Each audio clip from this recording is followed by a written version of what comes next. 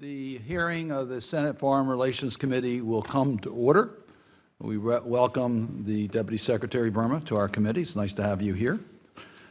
This hearing will focus on the State Department and the modernization efforts at the State Department. 100 years ago, Congress passed the Rogers Act, laying the foundation for today's foreign service.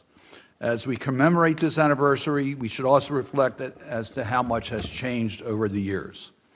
In 1924, American diplomats communicating with Washington did not have cell phones. Traveling to embassies in Europe took days, and the department only had 1,300 employees. Well, today's workforce includes over 75,000 dedicated employees worldwide. It's a far more diverse workforce. Emails and smartphones have replaced telegrams and typewriters. And when crisis erupts, our diplomats can adapt and make decisions using real-time information. Whether it is AI or the spread of infectious diseases, climate change, or strategic competition with our adversaries. In the 21st century, diplomacy has never been more important. Our diplomats are on the front line of advancing the values of our foreign policy. They work with indigenous communities defending the environment in Brazil. They partner with African leaders on democracy and good governance. They battle corruption and stand up for human rights. To succeed, we need them working in the state-of-the-art buildings, both at home and abroad. We need to support the Foreign Service careers that are also have to be concerned about their families, their spouses, their partners, and children. And we need leadership that can make trade-offs to match our resources with our policy priorities. I applaud the administration's recent guidance on merit system principles that protect our civil service. Secretary Verma, I want to welcome you today and thank you for your work you're doing in the department, including your travel to support our workforce in key posts in China, Brazil, India, and Ethiopia. As you know, I supported an ambitious modernization effort at the State Department. When I was active as the chair of the subcommittee on the State Department, working with Senator Hagerty, we held hearings and made many recommendations, many of which were incorporated in legislation that was passed by the Congress.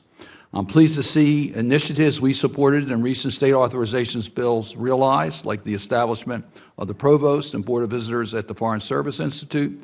I look forward to hearing about where we are on the Reserve Corps. We need to support training and professional development for our diplomats so they have the tools they need to tackle the complex challenges of the 21st century. I'm also pleased to hear you are developing the training courses on multilateral institutions so the United States is leading in these critical fronts, and that you are launching applications for the mid-career mentorship program. But I believe there is more progress that needs to be made. We need to invest in our diplomats' skill sets, from digital diplomacy and economic statecraft to crisis management, to language proficiency and cultural understandings. Our diplomats need the knowledge and expertise to succeed in their mission. We also need to address the staff shortages that have particularly large impact at hardship posts and mid-level positions. When our diplomatic missions are not adequately staffed, it hurts the mission and morale. That's why I supported the President's budget request to continue hiring at an increased rate and incentivizing service in hardship posts. We also need to offer career advancement opportunities to attract and retain top talent. I look forward to the results of the Department's new lateral entry program for mid-level employees. I applaud the administration's efforts to advance diversity and equity, including the appointment of the Department's second Chief Diversity Officer and implementing equity action plans. Whether our diplomats come from Baltimore or Boise, our diversity, equity, and inclusion and accessibility policies mean they will serve with integrity and authenticity abroad.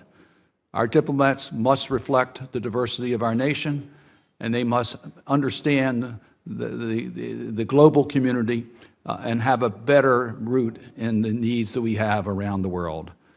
That means a more diverse workforce. As Congress did a century ago with the Rogers Act, today we are also have an essential role to play in the Department's modernization efforts. For the last 3 years now, we have passed into law the State Department authorization bills. I want to thank Senator Risch for his cooperation as we've developed in a bipartisan way the reauthorization bills now in 3 Congresses. We look forward to doing the same again this year, which gives us an opportunity to advance the priorities of this committee to help you in regards to those modernization efforts. Coming back to this hearing, we hope this hearing will help us in sorting out what we can do to help you in your efforts to modernize the State Department. With that, let me yield to the distinguished ranking member, Senator Risch.